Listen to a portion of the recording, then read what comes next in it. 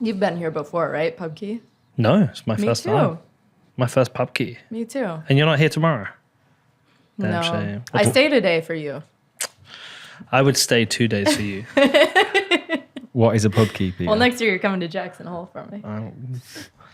What's a pubkey? Something you It's can an share. Don't share the other There one. you go. An end pub. Yeah, well, that's the Nostr one, right? Yeah. Yeah, how's That was I mean, Peter's that would be first week. interesting to talk about Nostr. We can talk about Nostr. My first, not my first, what was it? My first Nost. What do they call it? Notes. Shoot. They call them notes. Notes. It is notes. Okay. My first note is, what the fuck is a end pub? Yeah. What the fuck is an end pub? We can talk about A Nostr. Nostr public key. I've been playing on Nostr today for my first time. Have you? I have. Welcome. You know we're recording now. Okay. We're live. Do you know about the story when I first met Amanda? Nope. Oh, yeah. Yeah. I had a very early drink. Did I? Was it like midday? No, it was afternoon. Was it It afternoon? was afternoon. Like 2. Yeah. I had a 2:30. It was a whiskey sour, a bit aggressive. I went to interview David Chaum Where was that? in London. It was in a hotel. I thought it was in London. Why were you in London? Just visiting? Working with David Chom. She was working with Oh, David. okay. Yeah. Yeah, it didn't work out the interview, but we stay friends ever since. Yeah, we bonded. Yeah, which was We cool. bonded. And that was what? How long ago? I don't know, 4 years ago almost, or 5. And this weird thing happened. I'd never heard of Jackson Hole, and after I met Amanda, she mentioned Jackson Hole to me as a place, and everywhere I go, I would see Jackson Hole here, Jackson Hole. I'd like text you and say, "I even met that dude on the plane. Yeah, I remember that. What was his name? He was like that lawyer guy." Bob, or yeah, I know who you're talking about. So this Jackson Hole thing was building up and up and up. Anyway, I get on this plane and I sit down in my seat. This guy sits next to me, really cool guy. And he's like chatting away. "Are you from the UK?" I'm like, "Yeah." It's like, "I'm from Bedford." I'm like, "Where are you from?" He's like, "Jackson Hole." I was like, "Motherfucking, this place keeps coming up. Like, why does it keep coming up?" And he's like, "You should come and visit." And Amanda has been telling me for how long? 4 years. For Almost, 4 yeah. years. Come You to not Jackson. been? Not been. And I can't Not come yet. to the ski event. Next year. Do you want to shill it? Do you need more people? We don't need more people. Okay. But if people want to join and ski and have fun, and there are a few tickets left for beefsteak, but I mean, it's pretty much tapped out because it's an enclosed environment. And so we can't, It's a citadel. yeah, the Four Seasons Citadel, I guess.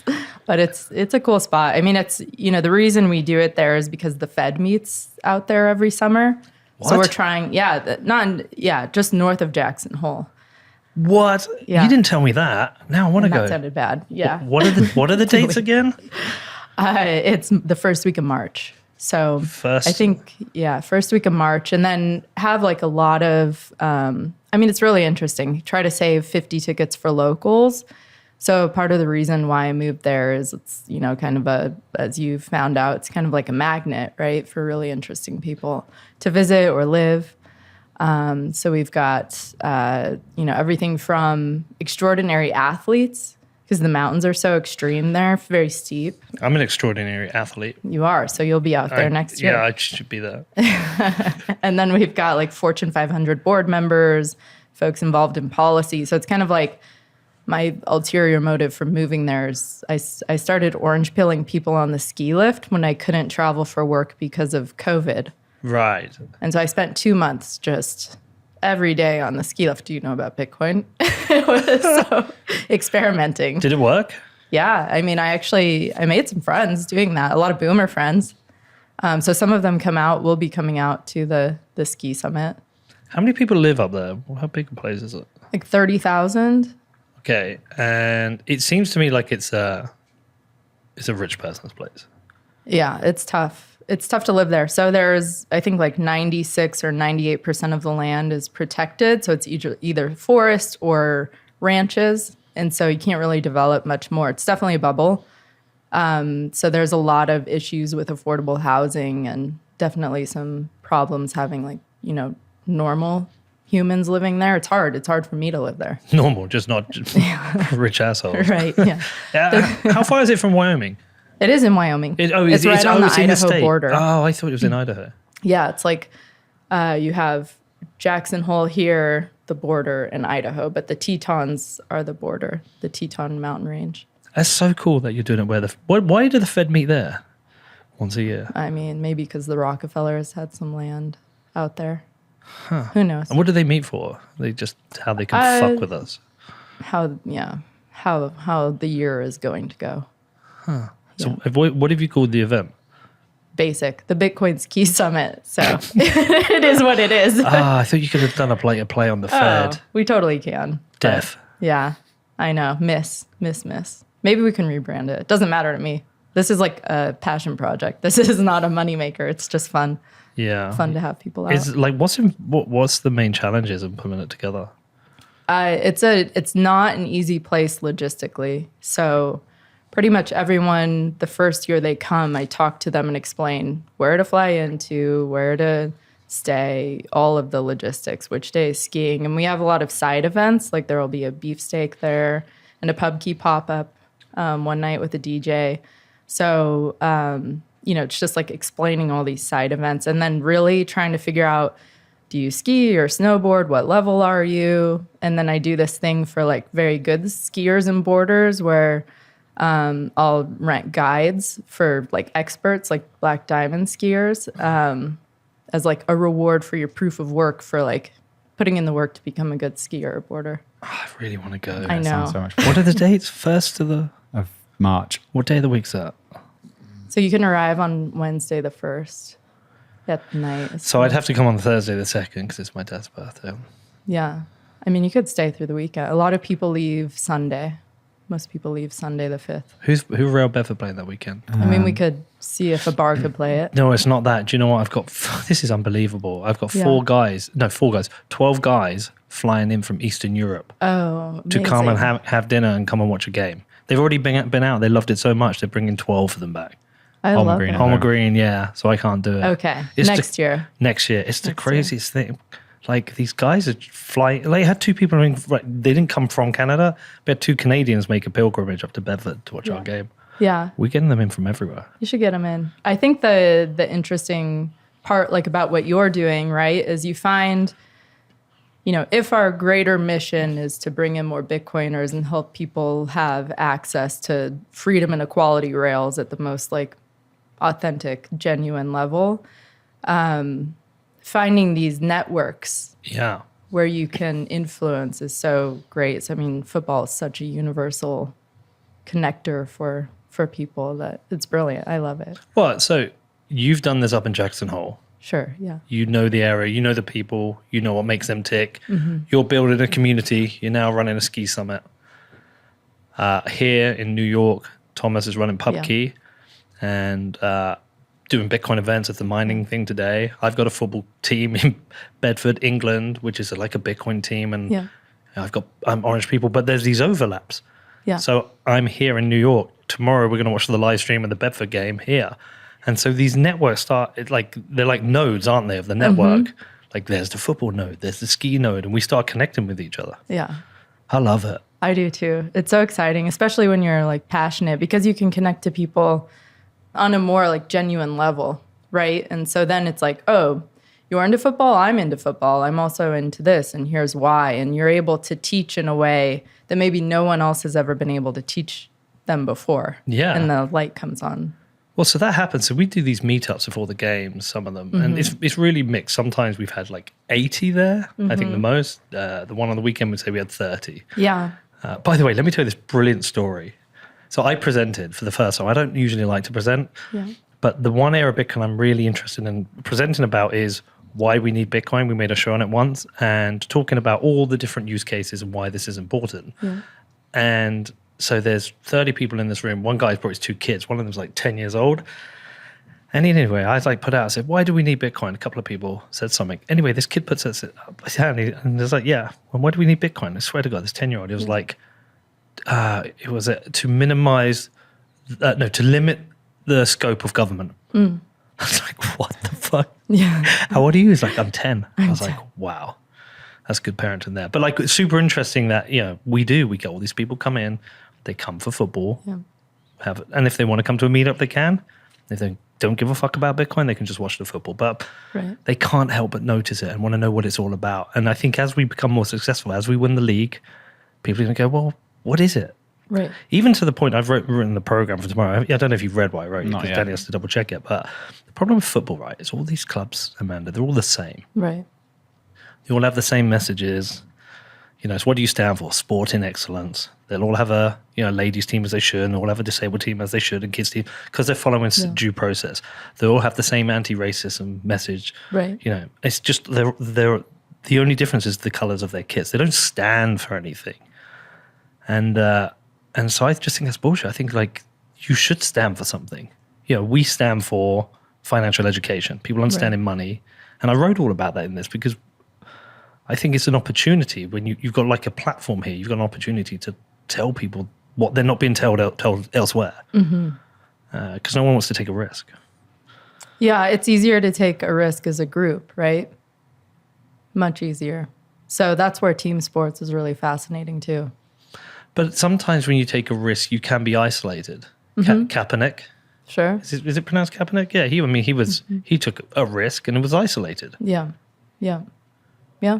I mean, that's the risk in taking a risk, right? Yeah. So there's a lot of dignity in taking risks, though, right? I think that's, a big reason why this is so important and open source technology is so important. The more kind of centralized things become with AI or CBDCs, the less risks people will take and the less innovation we'll have and the less we will fulfill our potential. And that's actually back to Chom. I believe that privacy is innately tied to human potential, but so is the ability to take risk, like entrepreneurial risk, creative risk. So when you're monitored a lot, that goes away, right? And so it's hard because that monitoring could be, if you're a well-known person, it could be afraid to send that tweet or try this idea because you have too much to lose, right? But that's where maybe with a group sometimes it's a little easier. Well, we're a group now. Yeah, we are. Was it Chan was the one who said like privacy is is a fundamental pillar of democracy? Yeah, something. Yeah, I'm sure he said that, and I'm sure I read that when I was reading about the development of DigiCash. Sorry, that his big thing was like without privacy, you don't have democracy. Right. I don't disagree. I mean, I spent a lot of time in Asia before COVID, and I was in Hong Kong consulting during the protests, right? And that was pretty heavy. I think that taught me a lot about, which direction things can go in. And I think that's really tied to, CBD's control of money, control of communications, control of those two aspects are probably some of the most important vectors for us to protect right now. So that's where, things like, we were talking earlier about Nostr is really fascinating, right? Because you don't have to use an email, phone number. You don't need any of that for this. And so, while some anonymous accounts can be a little aggressive. Yeah. Sometimes they're not wrong, and those things need to be said. And if everyone is too worried about what others think, so they're not going to say it, then that's a problem too, right? So I think there's a balance and there's like a kind of a natural equilibrium. And so it's really important to protect the privacy of those people. Yeah, I think, and alongside that, to make yourself as anti-fragile as possible. Jordan Peterson was talking about this recently, where he said one of the things he learned is that he needs to have multiple revenue streams because he was essentially being cancelled as in his traditional career. But is he a psychologist? Yeah, he's being cancelled, and he said, the risk I had is that I only had a single income stream. Right. He's now doing events and podcasts, and he does his stuff. And he said the reason to do that is to make yourself anti-fragile. We're trying to do that the same with our podcast. Yeah. It's a fragile business based on advertising, which is why we're trying to do that as well. When you talk about what you saw in in Hong Kong, is that a lens that you look through here in the US or what's happening in Europe? And do you worry about the fragility of democracy and these kind of Western liberal democracies we live in now.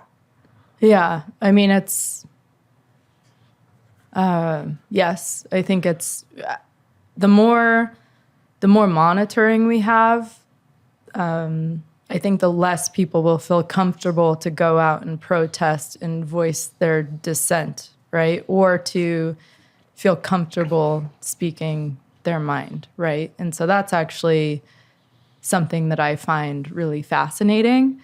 And then you look at this kind of bigger, Hong Kong was one thing. It was like, really the UK didn't do much for Hong Kong, and that was it was what it was, right?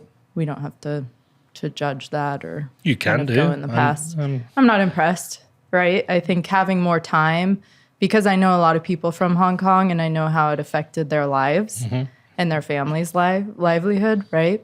In very negative ways. And then COVID came and the world forgot about it, and now it's China. So I think that happened so quickly that it makes it easier for Taiwan to be next, for countries that are emerging markets that have quite a bit of debt. They owe China quite a bit. Imagine China saying, well, we'll forgive your debt, but you have to use our digital currency, right? So their currency is probably already inflated. That's an alternative to the US dollar. This is kind of the dominoes going, right? And then there's already this ownership of infrastructure, physical land communications. So I think if we're looking at this, not necessarily like China versus the world, but control versus like freedom or democracy or republics or whatever that is, we need to have an alternative and help people around the world access this alternative. So it's really quite a beautiful thing to see, Bitcoiners creating these companies with these larger missions, right? Like it's so much bigger than a few of us. I mean, it's such a massive undertaking, and how, I think a lot about like how Satoshi even created this, and it's miraculous. I mean, it's like, how, right? And it took a few years of hard lessons and pain for me to like get it and come back full circle. But I think I really needed to see what else was out there to be like, no, this is this is special, right? You say the digital, you talk about the digital yuan and you talk about freedom versus control. But that's just to me, you're thinking about the digital yuan versus Bitcoin rather than against the dollar. Is that almost an admission of defeat that the dollar is dying essentially as the global reserve currency? It's losing the race against the digital yuan? I don't know that it's losing its stronghold. Yeah. I believe. Yeah. I think, if I were a decision maker in the US, I would probably want to figure out how to embrace Bitcoin to make the US dollar stronger. I think that's a pretty smart move. We'll see if that happens. Why do you think Bitcoin makes the US dollar stronger? Because it gives people a couple of things, right? I mean, we're seeing companies being built like Strike where you can go in and out of US dollar to Bitcoin. And I think that's extremely important for cross-border payments and like globalization of business. I don't think we're getting out of that. I think we'll have more and more currencies, just like languages have been going extinct. I think we'll have more currencies go extinct at a pretty rapid pace over the next 10, 15 years.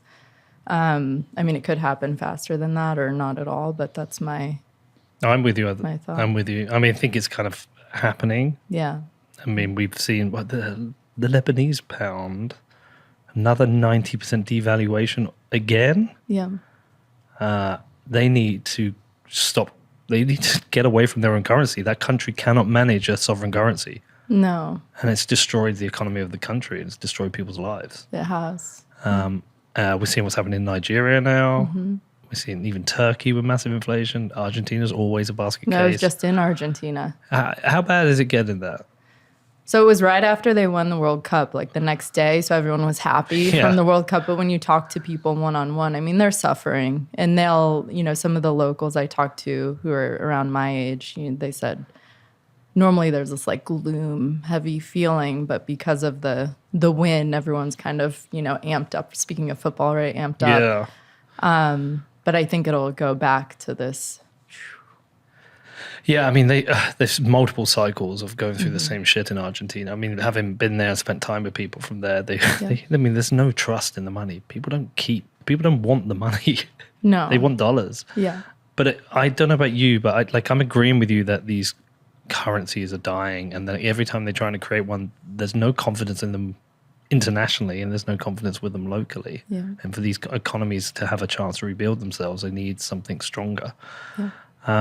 I think the biggest risk is countries trying to compete with China with their own CBDC. Yeah. I think they lose because they will not do it as well. I know. The only benefit to a CBDC is control and surveillance, and you won't get away with as much as control and surveillance in a Western liberal democracy. No. Imagine trying to tell an American from Texas that they have to use a CBDC.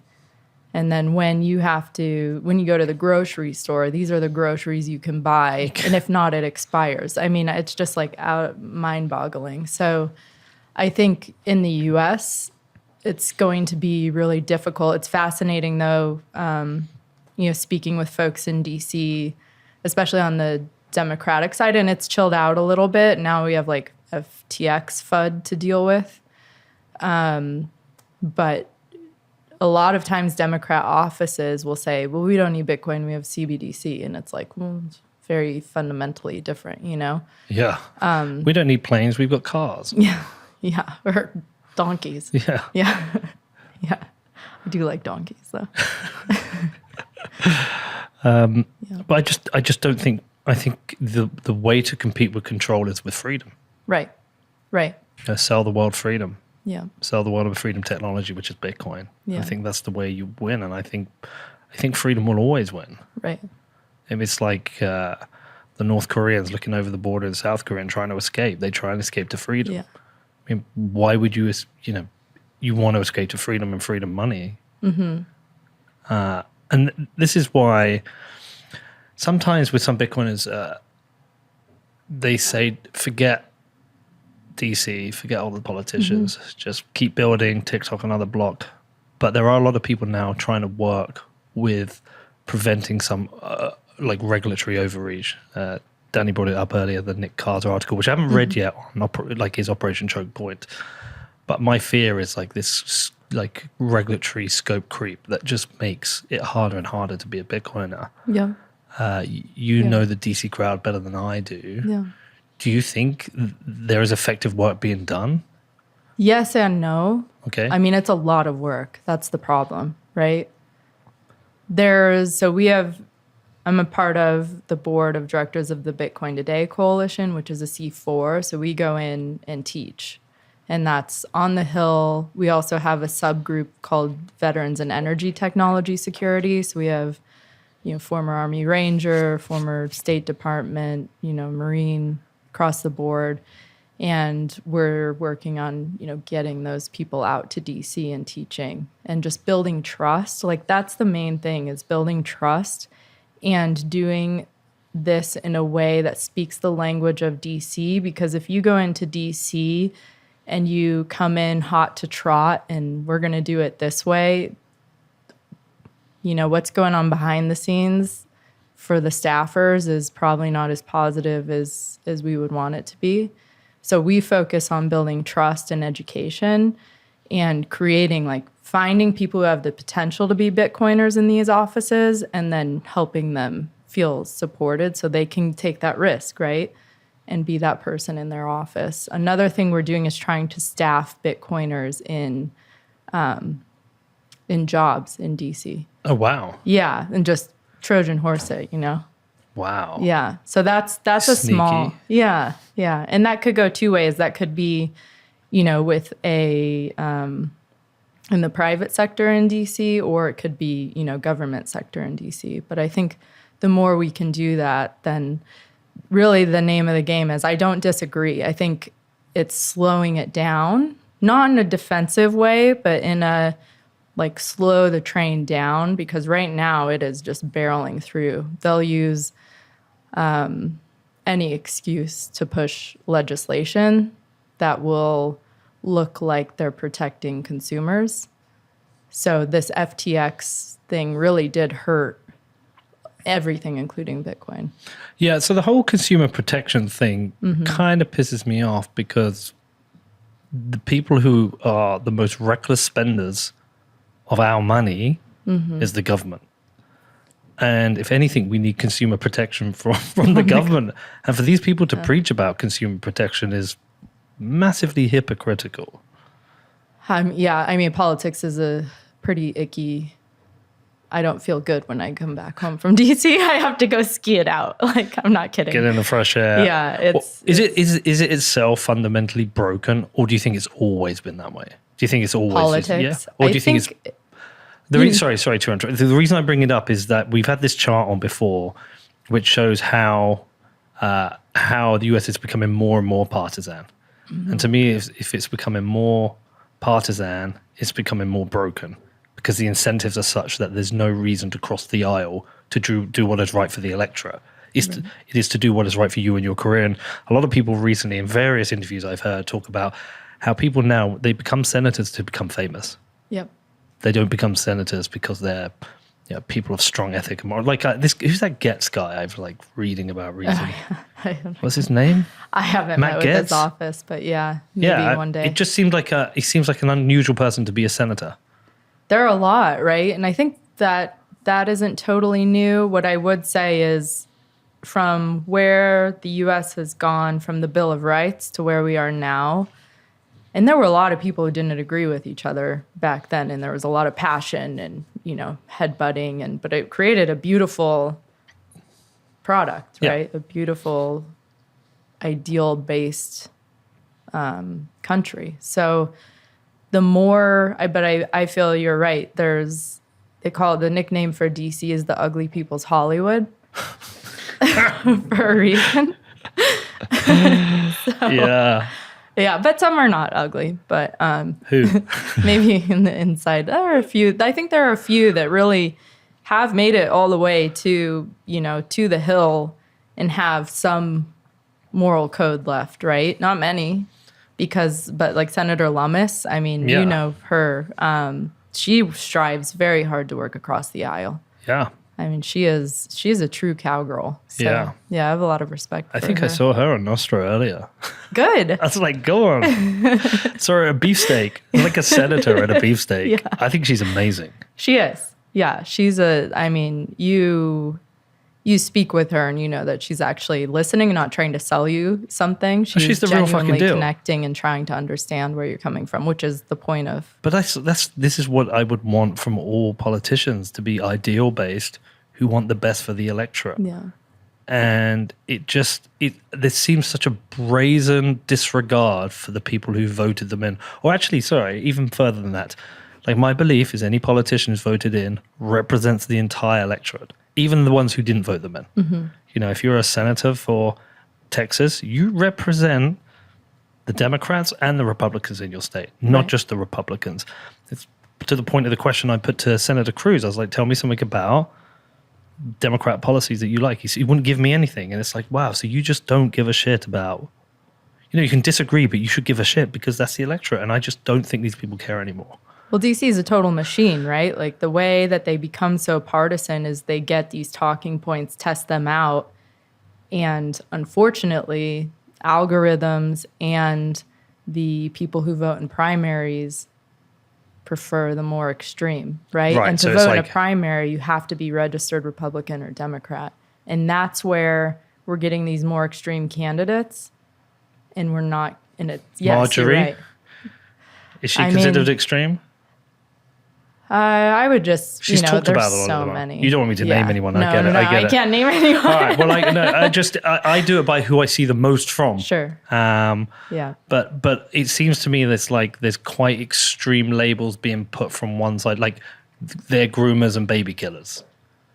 And then on the other side, it's just as bad, though. Oh yeah, no, Like, that's what I'm saying. They Yeah. were just the first two I thought of, and Yeah. and I think you can make a much more nuanced point about abortion without calling people baby killers. You can fundamentally, I mean, I disagree with abortion. You can fundamentally disagree with it, and make a nuanced argument why, Yeah. rather than just going, "You're baby killers," because that puts them on the defense, and they're like, "There's." I think to have an intellectual debate, you have to have nuance. So this is also, this is a very grand desire, right? Because humans are very flawed, and when they've been rewarded for being a certain way, it's harder for them to cross that chasm, right? And as it gets wider, as the gap gets wider, it gets harder and harder to cross. I think eventually what will happen is, I hope not, but I think something will have to break, and I don't know what that is exactly. And I would hope we can prevent that. And maybe Bitcoin's part of that because it's higher than anything. I mean, there's that idea of the Orange Party, right? Yeah. From the Lex Friedman podcast.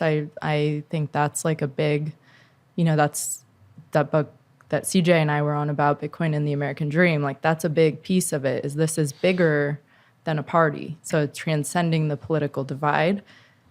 It also, unfortunately, requires a lot of emotional intelligence and, really humbling yourself and pushing your ego down or dealing with the stuff that created certain aspects of your ego. And most people in this fast-paced world just don't have time for it. Yeah, I think it's a really important point because for Bitcoin to succeed, it has to be apolitical. It's a tool. Bitcoin isn't political. It is a tool for sending value around that everybody needs. Right. And this is why someone like Senator Lummis crossing the divide with the aisle with Senator Gillibrand, I think is brilliant. And I would love Ted Cruz to do the same because if conservatives have really bought into Bitcoin, they really need to have a relationship with Democrats on this issue and not become something as another partisan fight. This needs to be understood as a tool for everyone, like the internet, like AI. Yeah. All these are tools. They're only weapons if you point them the wrong way. Right. And any kind of partisan fight would be terrible for Bitcoin, but it'd be terrible for the conservatives who like Bitcoin. Both sides. It's one of the things that's really frustrating is that, Bitcoin, I see it as two things, the rails for freedom and equality, right? Yep. And so you look at those two things and neither side of the aisle disagrees that those are extremely fundamental, important characteristics of a functioning United States. And at the same time, for different reasons, maybe energy, for example, and maybe it's lack of understanding how the grid works and how much energy is actually stranded or wasted, and looking at, ESG, completely forget about the S and the G. Like governance of Bitcoin is beautiful. Like it's one of the most amazing things there that exists, right? The S, creating jobs in rural areas that there were no jobs based off of just a stranded resource, something that's been created and wasted. And the E is it allows for innovation and infrastructure, right? So you've got, I believe I'm a nuclear fan. I think we are now. Yeah, I heard. Did you hear the Anthony Jarrett show we were? I haven't yet, but we talked. Yeah. You got to check this show out. Okay. It will blow your mind. The guy is incredible. Yeah. But we're pro-nuclear guys now. That's one of my favorite shows we've made in a long time. Yeah. Apart from today. Obviously. Yeah, I mean, it's very obvious to me that Bitcoin ticks every ESG box almost more than anything else there is. Yeah. Like it was designed for ESG. Yeah. At a time where ESG is kind of dying, it's reputationally dying. It is. And I think because I think the problem with ESG is that it was used to virtue signal some ideas and push some narratives and there was a lot of like hypocrisy within the scoring systems of ESG companies, or a lot of bullshit. So I think it naturally failed. But I think the issues that people care about within the ESG are important issues. Yeah. I think, there's living in Jackson Hole, right? I mean, there's so much protection for the land around there. And one could argue that's because, the billionaires are protecting their property value and don't want more neighbors. At the same time, you could argue that this is a very special place and needs to be, protected from Peasants. us ants. Yeah. Like peasants. No, I don't think peasants. We've got a lot of amazing ski bums, and you've got a really interesting community and visitors. Come on. Yeah, so we need the bald eagles, it's fascinating. So I definitely appreciate that and protecting, parts of the world physically, right? I also think the way that we do things when it's controlled by government or utilities, which are almost worse than government because they can't be voted out, it's fascinating. That whole world is fascinating. And some utilities are amazing and super innovative. And you're like, well, why can't everyone? Why is it just this state or this region? And some energy co-ops are very innovative. But I'd say some of the larger ones maybe are very stuck and they're trying to protect their moat, And that's the thing. That's what we see with centralized entities. They're protecting their moat and making it, wider and wider and wider until eventually they can't get out or nobody can get in. And that's what's happening with so many things. I mean, so many things. What role do you think Bitcoin culture will play in the kind of future adoption acceptance of Bitcoin? Because there's parts, there is no longer a single Bitcoin culture. I think you could argue there perhaps was, or quite a singular culture in the very early days. And I think it's fractured, and I think there's multiple subcultures. But there are consistent threads, consistent strands, consistent ideas. But there's quite an anti-government, anti-state side of Bitcoin. At a time where we've got the state, we've got regulatory scope creep coming from the state at the same time. Do you think there's a need for culture to adapt and change, or how do you think about that whole area? Because we spoke in advance that we would maybe discuss Bitcoin culture, and that's part of why. Why I got involved with Pubkey and the ski summit and the policy. I think it's time for us, at least for me, I'll speak for myself. A lot of us come to Bitcoin because we didn't fit in the current systems that exist, or we ask why, right? Mm-hmm. And whether that means we're, for me, dyslexic or whatever someone's thing is, we just see things a little bit differently or can't conform to the norm, Yeah.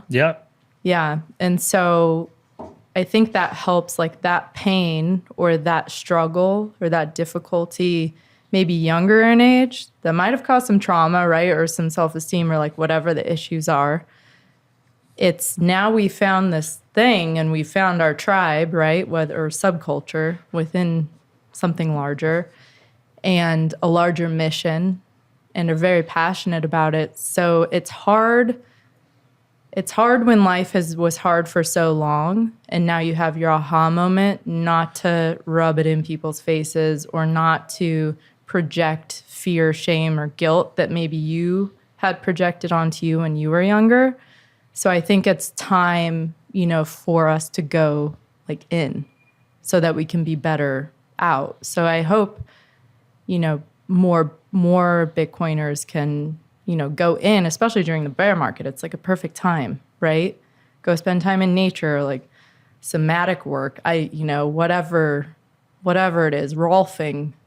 I think there's so many different modalities that people can try and experiment with right now, because we're going to need those tools, especially as the centralized entities like the FDA gives us fewer and fewer options. I think there's a real connection, overlap with a Venn diagram between holistic like the holistic health world, right? Or wellness world and Bitcoin. I mean, we already know probably shouldn't eat seed oils, right? Yeah. We figure these things out just through research and the network effect of like enough people doing the research to validate these ideas. And so I hope that we can, one thing that I really love is like I haven't had alcohol in 8 years. So I think the more kind of inward we can go and clean up our streets, right? Our individual houses. I think that will help us be more powerful in bringing, the next wave of Bitcoiners in with a very values-based, approach versus this number go up, FOMO, like fiat. I really don't enjoy bull cycles, honestly. Like they're brutal. I know. I feel Yeah. a little bit embarrassed about. I used to do this tweet thread that still exists. Like every time I went up $1,000, I would retweet the last one and go up, and it's like, now I just felt like such a dick for it. We'll see at 65K. 69. We got up to 69, didn't we? Oh, did we? I don't know. 69K. Not 69 420 though. I know. Soon. Didn't it go 69 and crash to 42? I didn't think he got that high. I think it crashed from 69 to 42,000. We're trying so hard. No, I'm pretty sure it did. Yeah. Yeah. Yeah, just under 69. And then to what? 42. Well, I mean, at some point between. No, but then it and wasn't now. like very quickly to 42. Yeah, you're right. Actually, it was in like 2 weeks. I think. Yeah. It's kind of like, come on, man. 8 years, no alcohol. That's impressive. Yeah. Yeah. You know, I've given up drinking. Oh, I didn't know actually. Yeah, I stopped. That's amazing. Stopped at the start of the year. Yeah, bravo. And I refused to say I was doing like dry January because I kind of said I want to do dry 2023. I thought I'd see how the first month would go and I'll report back on the end of the year how I've done. But I'm you know how some people do it? It's like, I've got to give up. And they try and give up for the month and they get through. It's been a relief Yeah. not drinking. Yeah. And I've drunk a lot in my life. Yeah. Same. Yeah. And I didn't give up because it's like any kind of alcoholic. I don't drink a lot at home. But when we used to do these trips, I'd drink on the flight and then, we'd hang out together. I'd drink most days. Yeah.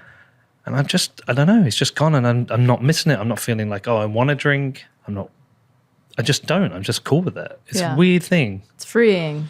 I think sometimes you get to a point, it was like when I used to take drugs. I couldn't like smoke weed. When I was younger, I used to smoke weed and I wanted to give up and I just never did. And then one day I just did. And there was like the time was right. Same with cocaine, same with alcohol. Like it's just there's a time it's had its time. Right. Yeah, it's definitely liberating.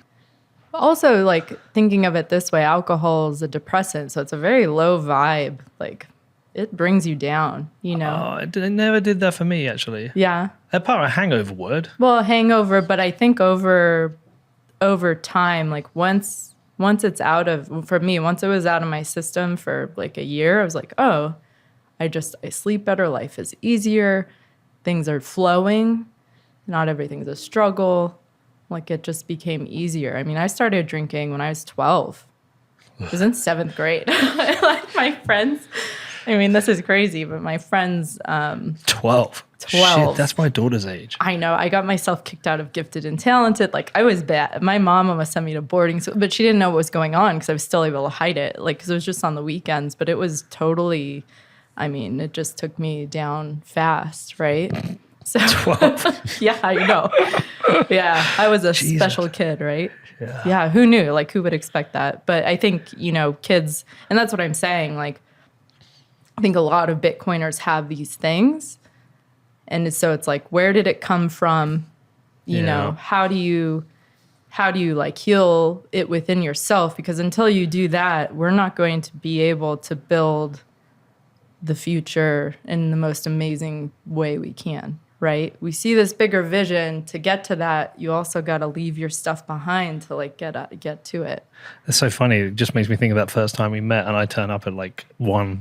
I still think it was midday and it's like we had to wait for the interview. I was like, I'm going to have a drink. Do you want one? And you're like, no. I was like, well, I get a whiskey sour or an old fashioned. You must be thinking, you fucking degenerate. No, I don't care. I don't care what other people do. I just care what I do. Yeah. Yeah, it's interesting. So I think there's lots of different subcultures or different different aspects of Bitcoin culture. And a fiat gets attached to a lot of it all. And sometimes I find it a bit cringy, but there is like diet, the alcohol is one thing, exercise, how you exercise, approach to building businesses, what is ethical, what is not ethical. Are you a high time preference or a low time preference? VC, no VC, like that? And that was quite interesting actually, because we interviewed Danny Scott when we were in London, wasn't it? Yeah, he was from Coin Corner, and he was like, "Yeah, we've never raised any money. We have no one to answer to. We just do our thing." Which I thought was super interesting.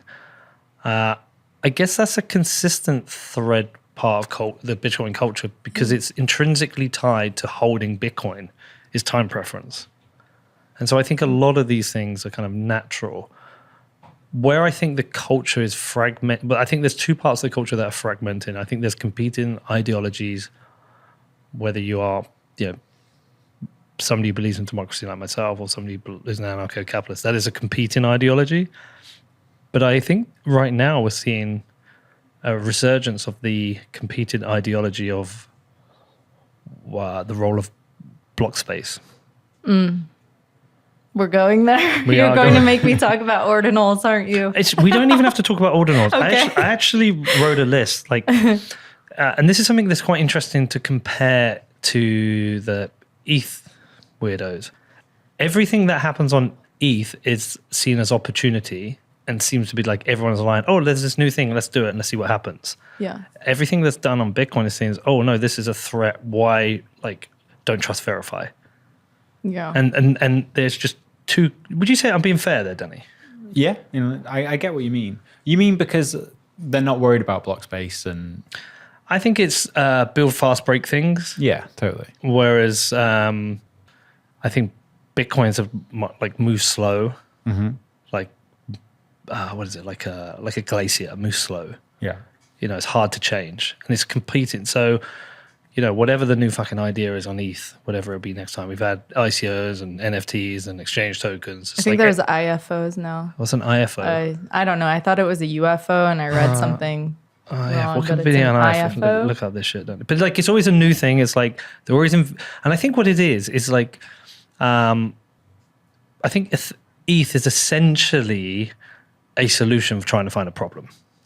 So Bitcoin has a product market fit with hard money you can't fuck right? With. Yeah. You can swear. Thanks, Jason. Thanks, Jason. Thanks, Jason Williams. I know, he's a trip. But so because they haven't found that consistent use case, because Bitcoin did it first and they didn't do it as well, they're always trying to find something. What's an IFO? I can't find it. Okay. You just make that up. No, I'll show you later. It was in an article. And so whatever the next thing is, we've got another use case, let's do it. Like NFTs, whatever the fuck. And whereas with Bitcoin, they had product market fit from day one. No, that's not fair. That's not fair. I can't say when they had product market fit, but they have product market fit now. It is sound money, censorship resistant money, fully decentralized. And so anything that comes in that fucks with that, it's well, why? And so I've got the list, firstly, it's alts themselves as a threat. Why do you want an alt? You only need Bitcoins for maximalism. We had block size back in 2017. We've recently had zero conf as a debate. And I've got a lot of empathy towards John Carvalho's position on that, a lot of empathy towards Sergey from Bitrefill. That was a use case that's got removed for whatever reason. And now we have ordinals. But what's interesting is that this fractures the Bitcoin community around ideas.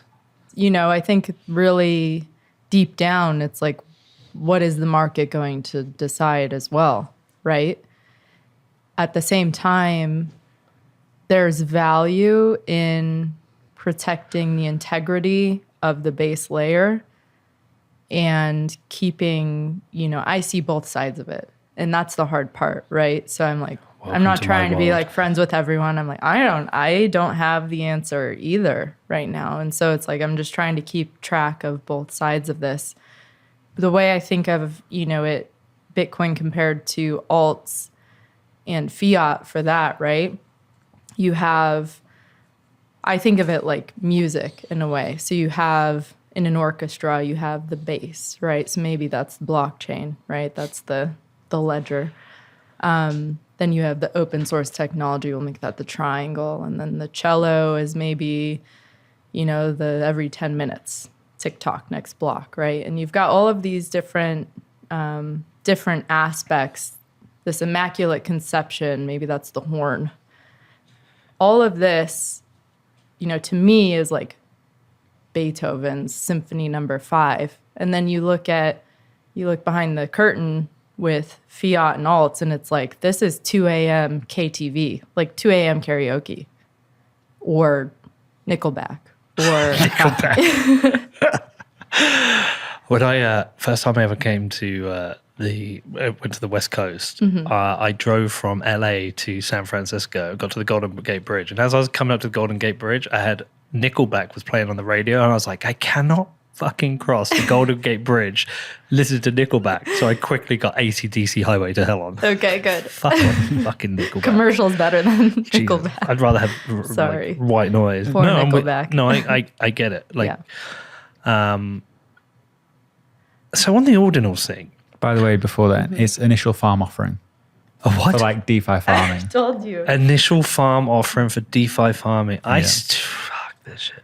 It's really bad timing because all DeFi is like a very low hanging fruit. Like that's the interesting part about Bitcoin is there are all these other things around it that are kind of a moat. So I get the attack vector, speaking of ordinals, of, the attack vector on the policy side with ordinals could be if there's stuff that's on the chain, we can come after it now, right? So I get that. I completely get that. At the same time, voted Taproot in, so it's kind of a conundrum, right? So, I mean, look, for a thicko like me, this is an unintended consequence of Taproot, or people already I don't know. I think... Because I think it's like, why is it only just now that people have figured this out and debating it?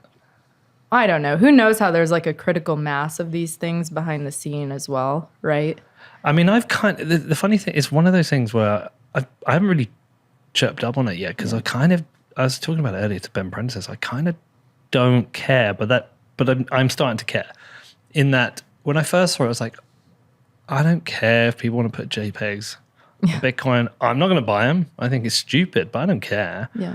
And like when I saw somebody say, yeah, somebody's paid 9.5 Bitcoin for like a punk, I was like, they probably didn't. They probably sold it to themselves. Like, come on, get a grip. Yeah, just like the previous exactly. NFT.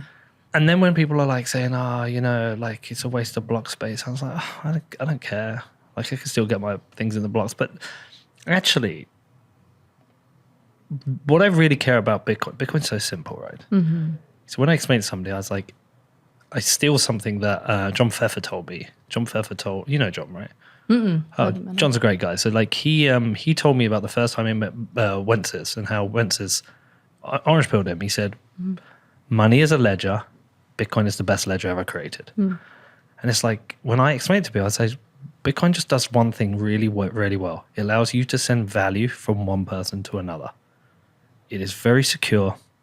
I can send it to you instantly, and it's got no middleman. So I get them to download a wallet, and I send them some Bitcoin, and it instantly appears, and I say to them, that happened without going through any centralized entity. Yeah. And you hold that Bitcoin. Show me your bank balance. You don't own that. This is literally, you've got control of that Bitcoin. And no one can take it from you unless you lose your private key. I was like, it does that very well. And that's why I think we got product market fit so well, because Bitcoin is just so simple and pure in how it does that. When I see this ordinals thing now, I think it kind of clouds that a little bit. It's like, Bitcoin does two things really well now. It moves value around and like allows us to send JPEGs. And a lot of the people kind of defending ordinals, there's like two main, it's kind of three main defenses, like free market, all right, fuck off. The second one has been like, but it's making, it's using up block space, so it's, minor rewards have improved. And I'm like, yeah, but like that's time preference. And then what's the third thing? I think it's an opportunity for people who aren't like maximalists to poke the maximalist bear. Like to have a go, look, we've got Taproot wizards, we got this, like, fuck you, we can do what we want with it. I know you hate it, so we like it. It's becoming like a trolly thing. Maybe, but I think it's also like this is an open source technology, and if the rules exist to do something, then exploring that is we're explorers, right? And innovators. So it's hard to say, no, don't do this, It's not a no, it's like, oh, this is such a shame. What a distraction. Yeah, it's tough, I'm glad I've been distracted by Nostr. Yeah. 'Cause, yeah, I literally started using that about the ordinal things and I was like, what are ordinals? But I signed up to Nostr today. Congrats. Are you going to Nostrica? What the fuck's Nostrica? Oh, you should go. It's, I think, March, 18th or 19th through 21st in Uvita, Costa Rica. This is a crazy story. So speaking of inner journeys, I've done a lot of self-work this year, and I think that's, been really nice, has changed a lot in my life, and really grateful to have the bear market to do that. So I heard this song in April that just really hit home for me. And I've been trying to find this song for almost, since April. And I found the song 3 weeks ago. And the musician is Estas Tone, Tonne. And so I heard the song, sent it to my friends who were there also. I was like, this is the song. And so went to go, look at where he's playing next. And it's in Uvita, Costa Rica at this place called Awake. And so then I'm like, oh, okay, I could go there before New York and go see the show because it's going to be less than 100 people. When else can I do that? That's pretty amazing. So I then signed up for Nostr after I had already bought the tickets to the show. Turns out Nostrica is something that is being put on by Nostr folks. And Jack Dorsey's been really behind Nostr, so he's helping with it in Uvita, Costa Rica at Awake. Literally the same place I just went to a concert at, out of the blue. So I was like, okay, now I have to go, What are the dates? Let's have a look. This is right at the crucial part of the season. I know, but it's so good. March 19th to 21st. Ooh. Who have we got on the Saturday? See? Look, I got first you. football, then freedom, okay? I got to get my priorities right. I've always wanted to go to Costa Rica. Yeah. Where in Costa Rica is it? Is it near a major airport? I think you can take a regional flight in. So flying to San Juan and then take a regional. Or they have shuttles or... It's an away game on the Saturday. You got Northampton Silby away on the 21st. So I'd fly. So I'd go on the. That's 20th. on the Tuesday though, so you'd have to come back early. Who have we got on the Saturday? Rushnam Hayam. Russian. That's at her. That's away.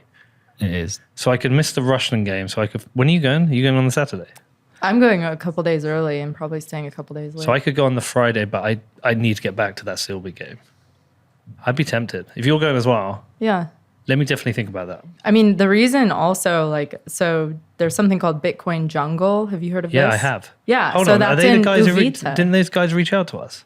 I don't know. I don't know anything about They're that. cool. I've never heard of So that. I got to hang out with them because Okay. the guy, one of the owners of Awake is one of us, So he's, it's cool. I got to spend a little time with them while I was out there. And I got to pay using Lightning at a couple different local restaurants. They did an amazing job. So what do you make of onboarding Nostra? people. What do I make of it? Okay, this goes back to the algorithms thing, right? So Twitter, I think part of the divide with Bitcoin has to do with algorithms and more likes for breaking news or, controversial tweets, right? So Nostr, there's no algorithm yet, which makes it harder to find content that resonates with you unless you follow people. But at the same time, it's much more positive. Much more positive. And I feel like there is a momentum behind it that's authentic and sticky. Yeah. So I dig it. I got a little bit lost in it today, didn't I? Yeah, you've been on it a lot. Do you know why I like it? I like it for everything I've hated recently about Twitter. Yeah. I think Elon Musk Elon Musk has truly fucked up Twitter. I think Twitter was messed up before Elon. Once they started kicking Jack out, I think things changed quite a bit. It wasn't great before, but it was a useful tool for finding interesting conversation and marketing. Like whatever people say, it's a great tool for marketing. But like, I think he's truly fucked it in a number of ways. I got a notification through the other day that my Twitter Blue's been cancelled. And I don't know if they got rid of Twitter Blue or they've changed. Like, my Twitter Blue got cancelled. Yeah. I don't know why. When he changed the verified badge, he didn't really think that through. Now, this is going to sound super elitist, but there was a really useful thing with the blue verified badge, is that every now and again you would get followed by someone with a blue verified badge. You'd go, oh, who is that? Oh, they're that. And then I would reach out to them and say, hey, thanks for the follow. And maybe that'd end up being an interview. Yeah. But when he changed it that anyone can get the blue, it just had no meaning. It's like, well, so you're just telling me everyone who's paid for it. But like... Scarcity. Yeah, it's just like, just hadn't, so it lost meaning. And that's not to say that other people shouldn't be verified. It was just a useful way of identifying people out that there's a reason to connect with them and talk to them about certain things. Right. You know, as a podcast maker. Right. My entire feed now is basically Elon Musk saying stuff, whatever the latest fight of the day is, and then actual people in fights. Yeah. Like fight videos. It's aggression. The algorithms are like aggressive. Yeah, it's super aggressive. Yeah. I barely see stuff from... There's certain people I just don't see their stuff at all. I feel like I haven't seen a sailor tweet in ages. Yeah. I don't know if he's tweeting or whatever reason, but I feel like I don't see it. And then also when I put stuff out, I'm just getting... If I put stuff out about Bitcoin, I'm getting hardly any reach. Right. My reach comes from general things. So I said a tweet about the UFO thing, 1,700 likes, right? Put a thing about Bitcoin, 50 likes. It's just so it's like he's changed so much, and I think he's gone in there like a bull in a china shop, fully thinking he can make it better. And I think he's actually undone a lot of what they stumbled towards what they'd become. Who knows? Maybe Twitter will have a spiritual awakening and it's going down in its depths so it can rise again. I have no idea. But it definitely has a broken wing, right? Yeah, but you go on Nostr and it's like, oh great, there's like a good conversation here. This is brilliant. Yep. Purple bird. Yeah, it's a bit like Twitter's my Joe Rogan now of generic content, and Nostra's my rabbit hole recap. Yeah. It's my Bitcoin show. Yeah. Yeah, I see that. But I feel there's a lot of UX stuff to sort out. Mm-hmm. But that's fine. Yeah, it'll get there. It's a process. I mean, it's so early for how I use, I don't know how to say it exactly, Damus or Damus? Astradamus. Nostradamus, thank you. Damus. Yeah. And that's been a lot better. I used I think it was Iris or something before, and Nostradamus or Damus is much better. A lot of these like historic decentralized things have looked shit and been shit to use. Pirate Bay was always just a bit fucking shit. PGP I never even ever figured out how to use. This isn't bad. It's for how quickly. I mean, they're doing amazing. Their iterations. Yeah. And then I think the part that I really love is that Jack is sharing his wisdom and lessons learned from Twitter. And so if you look at Jack's feed and his posts, he's like saying like, genuine wisdom and insight. He's, contributing to this community so we can build something different from Twitter, right? Break the mold. I don't think it will replace Twitter. Different. Right? Yeah. Yeah. Yeah, I think it's... a lot of people won't recognize or care about what's wrong with Twitter. They would just use it. I think the thing that they're looking at doing in the future, if I understand it correctly, is you will only need one Nostr account for whatever account you have on any social media platform. So Twitter, Instagram, WhatsApp, any communication or social app. No KYC. Right. Yeah. And so we get into a stage where you can have your entire experience online without giving away data. Right.